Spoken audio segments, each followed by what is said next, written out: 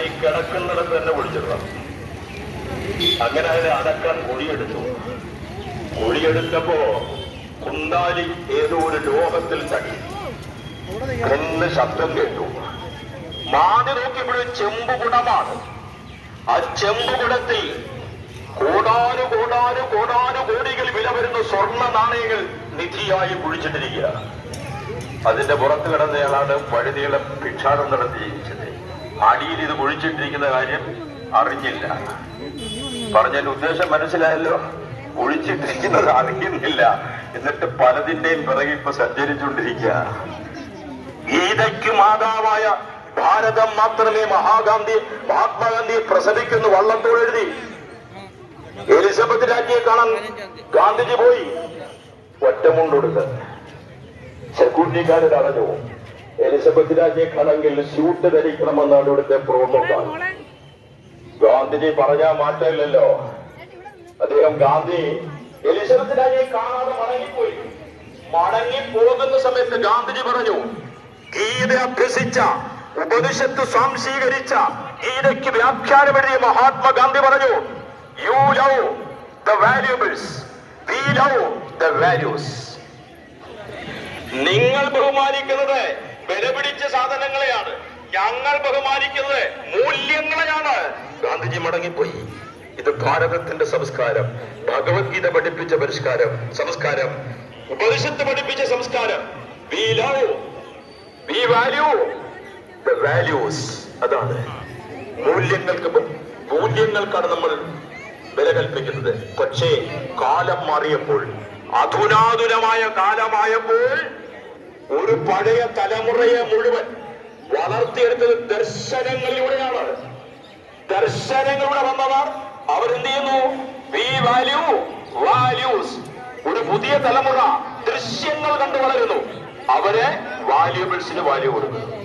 ഇതിന് മാറ്റമുണ്ടാകണമെങ്കിൽ ഇതുപോലുള്ള സത്രങ്ങൾ നടക്കണം, പരിചിന്തനങ്ങൾ നടക്കണം, പഠനം നടക്കണം, മനനം നടക്കണം. അത് ഹൃദയത്തിൽ ആഞ്ഞുപതിക്കണം. കാരണം ഇത്ര വലിയൊരു സംസ്കാരം ഭാരതത്തിൽ ജനിച്ചതിൽ ഞാൻ അഭിമാനിക്കുന്നു. മറ്റു രാജ്യങ്ങളിൽ പോകുമ്പോഴാണ് നമുക്കത് ശരിക്കും മനസ്സിലാകുന്നത്. Proud to be an Indian. ഈ രാജ്യത്ത് ജനിച്ച നമ്മുടെ ജന്മ സുഹൃതമാണ്. അത്ര വലിയ പാരമ്പര്യമാണ് നമുക്ക്. കൂടുതൽ ആമുഖങ്ങൾ പറയാതെ നമുക്ക് ഭഗവത്ഗീതയിലേക്ക് തന്നെ പോകാം. വിഷാദയോഗത്തോടു കൂടിയാണ് തുടങ്ങുന്നത്. അർജുന വിഷാദ യോഗം, പിന്നെ സാഖ്യയോഗം. പടികടന്ന് അവസാനം മോക്ഷസന്യാസ യോഗത്തിൽ എത്തുമ്പോൾ 18ാമത്തെ അധ്യായം അവസാനിക്കാൻ പോവുകയാണ്. 18ാമത്തെ അധ്യായം മോക്ഷസന്യാസ യോഗത്തിന്റെ 63ാമത്തെ ശ്ലോകം. പിന്നെ 15 ശ്ലോകമുള്ളൂ. അത് സമർപ്പണത്തിന്റെ 15 ശ്ലോകങ്ങളാണ് പിന്നീടുള്ളത്. 63ാമത്തെ ശ്ലോകത്തിൽ ഭഗവാൻ അർജുനോട് പറയൂ, ഇതിന്റെ ജ്ഞാനവാഖ്യാതം മുഖ്യതരം മയ വിമൃശേതദശേഷേണ യഥാ ഇച്ഛസി തഥാ കുരു. ഭഗവത്ഗീതയിലൂടെ ഞാൻ പ്രണമിച്ചു പോകുന്ന ഈ ശ്ലോകത്തിലാണ്. ഈ ശ്ലോകത്തിൽ എന്താ ഈ ശ്ലോകത്തിന്റെ അർത്ഥം? ചോദ്യങ്ങൾക്കെല്ലാം ഉത്തരം കൊടുത്ത് ചോദ്യമുത്തരം എല്ലാം നിഗൂഹനം ചെയ്ത് ഒരുപാട് അറിവ് കൊടുത്തു. എന്നിട്ടും പാർത്ഥൻ ഒരുപക്ഷെ ഞാൻ കേവലം ഒരു മനുഷ്യനാണെന്ന് തോന്നാതിരിക്കും വരയിലൂടെ അല്ലാതെ ആ ഗ്രന്ഥങ്ങളെ ഒന്നും ചോദ്യം ചെയ്യാൻ പോലും അനുവാദമില്ല. ആ പറഞ്ഞിരിക്കുന്ന ട്രാക്കിലൂടെ സഞ്ചരിച്ചോണം. പക്ഷെ ഭഗവാൻ പറഞ്ഞത് അങ്ങനല്ല, ഞാൻ പറഞ്ഞതുപോലെ നീ ചെയ്യണ്ട. പറഞ്ഞത് മുഴുവൻ വിമർശിച്ചു നോക്കണം.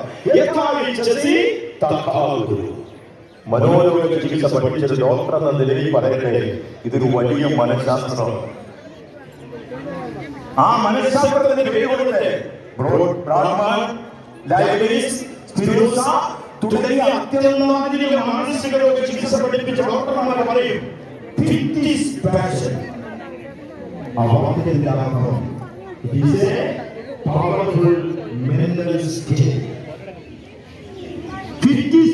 എന്ന് പറയുന്നത് ഒരു വലിയ മാനസിക അവസ്ഥയാണ്. ആ മാനസിക അവസ്ഥയുടെ inherently receiving, not by force.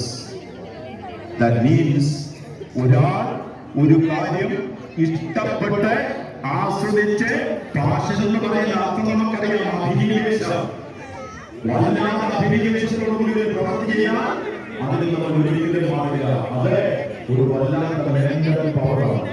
ഇത് പഠിപ്പിച്ചത് ഭഗവത്ഗീത. മാനസിക ആന്തരിക പരിവർത്തനത്തിന് ഇതിനേക്കാൾ വലിയ ശ്ലോകത്തിന്റെ ആവശ്യമില്ല. കേൾക്കുന്ന കാര്യങ്ങൾ എന്തായാലും അത് എന്ത് വേണം പക്ഷേ ഭഗവാൻ പറഞ്ഞു, വിമർശനം ചെയ്ത് നോക്കണം, ചിന്തിച്ച് നോക്കണം, മനനം ചെയ്ത് നോക്കണം. കേട്ടത് അപ്രകാരം കളഞ്ഞു പോകരുത്. നല്ലതുപോലെ ചിന്തിച്ചിട്ട് ഇഷ്ടമുള്ളത് ഇതിനൊക്കെ പ്രവർത്തിക്കാം.